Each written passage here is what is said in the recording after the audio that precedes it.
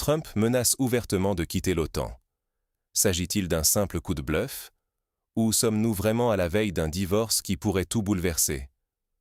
Aujourd'hui, les menaces de sortie américaine ne sont plus des rumeurs. Elles sont publiques, claires et assumées.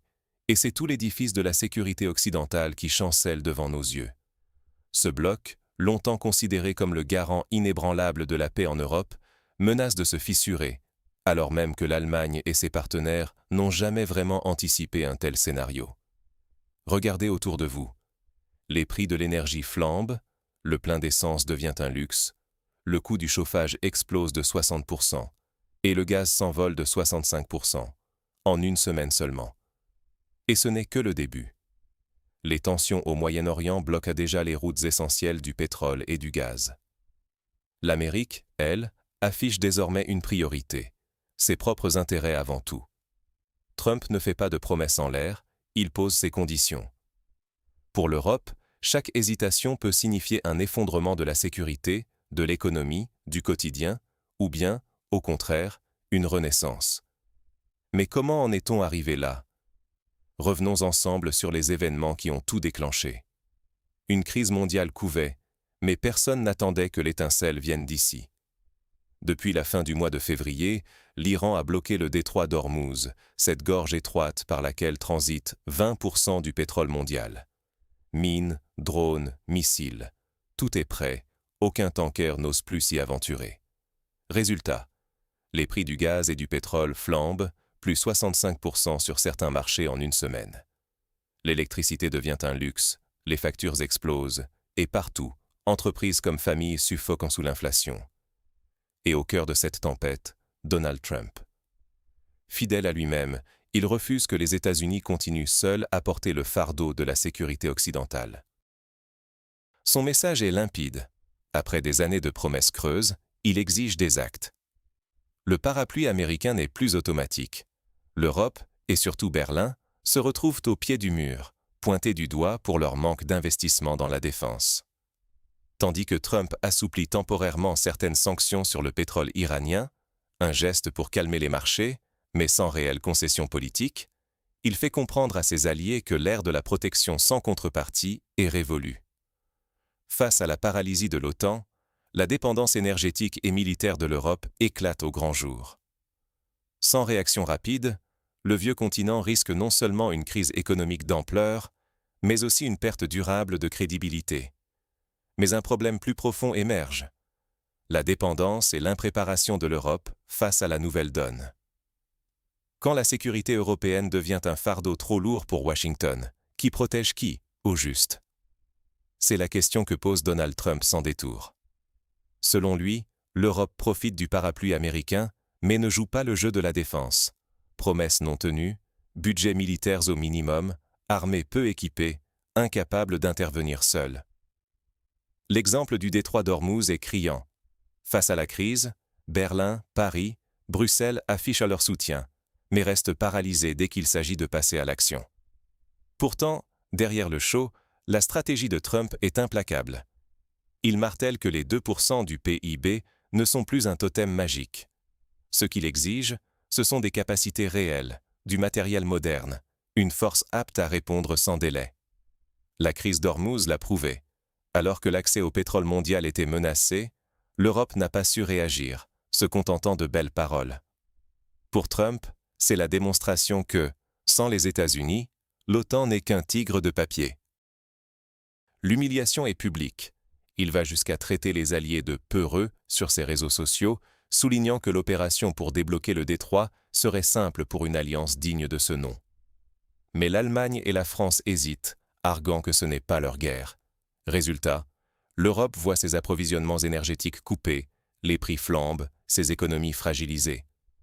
En réalité, Trump ne fait plus mystère de sa priorité. L'Amérique d'abord, les alliés après. Il utilise la crise pour repositionner les États-Unis au centre du jeu et mettre la pression sur l'Europe. Si les Européens persistent dans l'attentisme et la dépendance, ils risquent la marginalisation stratégique et une perte de contrôle sur leur propre avenir économique. Face à cette nouvelle donne, plusieurs scénarios s'offrent désormais à l'Europe. Mais tous ne se valent pas. L'heure des choix, crise passagère, statu quo douloureux ou rupture totale. Face à ce séisme géopolitique, l'Europe doit envisager 3 futurs possibles. D'abord, le scénario optimiste. Trump recule, peut-être sous la pression de l'opinion ou de ses alliés. L'OTAN survit, la crise se calme, le pétrole redescend, la panique retombe. Mais soyons honnêtes, ce scénario ne représente que 15% de chance. Il ne règle rien sur le fond et ne fait que repousser l'inévitable. Le scénario le plus probable, à 60%, c'est le statu quo. Les tensions persistent, Trump souffle le chaud et le froid, l'ombre du retrait plane toujours. L'Europe reste suspendue à la prochaine crise, les prix de l'énergie restent élevés, le gaz s'envole à plus de 50 € le mégawattheure, les usines allemandes au ralenti, l'économie souffre, le pouvoir d'achat s'érode. La dépendance au parapluie américain devient chaque jour plus intenable, mais Berlin et Bruxelles hésitent, paralysés par la peur du saut dans l'inconnu. Enfin, le scénario noir, 25% de probabilité, retrait américain, fin de l'OTAN, explosion des prix, choc économique majeur. Le pétrole et le gaz s'enflamment, les chaînes d'approvisionnement se brisent, le chômage explose. Privée de sécurité garantie, l'Europe découvre brutalement sa vulnérabilité et risque de perdre sa souveraineté, politique, économique, peut-être même culturelle. Mais dans tous les cas, une chose est claire. La vieille logique de dépendance vis-à-vis de Washington ne tient plus. Faire le mauvais choix maintenant, c'est risquer une crise sans précédent, la perte d'influence et d'autonomie.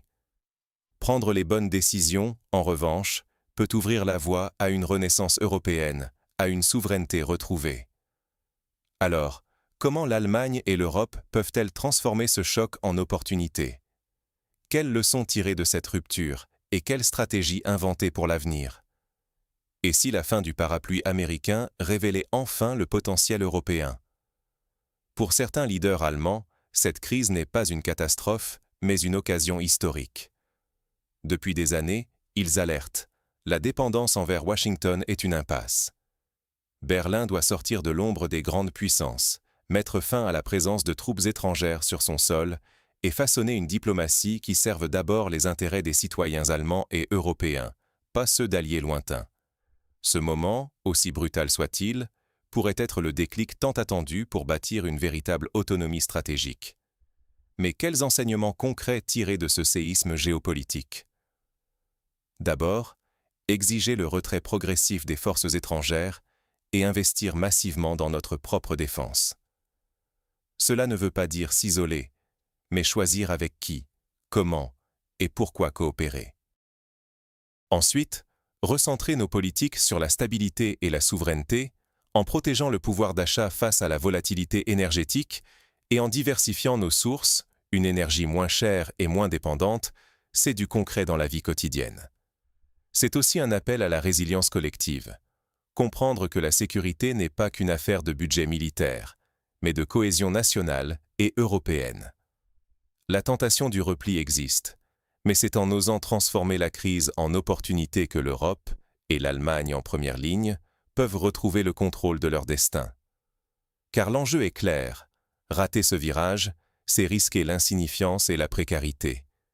Mais le réussir, c'est bâtir une nouvelle puissance européenne, plus indépendante, plus forte et plus respectée. Reste une question essentielle. Sommes-nous face au début de la fin ou à un réveil salutaire? L'Europe doit-elle craindre ou saisir cette rupture? C'est la grande question qui se pose, alors que le spectre d'un retrait américain de l'OTAN, sous la houlette de Donald Trump, fait trembler les fondations de l'ordre géopolitique mondial. Après des décennies passées sous le parapluie sécuritaire de Washington, Berlin et ses partenaires européens sont brutalement confrontés à une réalité sans filtre. La dépendance a un prix, et ce prix leur est aujourd'hui présenté sans ménagement. L'Europe se retrouve au pied du mur, sommée de choisir entre l'immobilisme, et donc la vulnérabilité, ou l'audace de reprendre en main son destin stratégique. Des scénarios se dessinent, plus ou moins sombres ou porteurs d'espoir. Dans le meilleur des cas, Trump recule, la diplomatie reprend ses droits, et l'Europe bénéficie d'un sursis. Mais cette option semble de moins en moins probable. Plus réalistement, la routine précaire pourrait perdurer. Tensions, incertitudes, marchés énergétiques instables et une pression constante sur le pouvoir d'achat des ménages européens. Le scénario le plus redouté? Une rupture nette. Les États-Unis quittent l'OTAN. L'article 5 perd toute sa substance.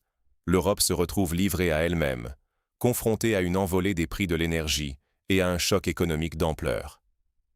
Pourtant, derrière ce tableau anxiogène, se cache peut-être une occasion unique.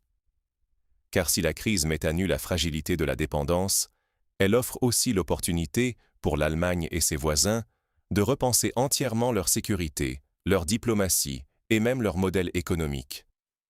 Et si finalement, cette menace était le signal tant attendu pour bâtir une défense européenne crédible, diversifier nos sources d'énergie et asseoir une voie politique autonome sur la scène internationale?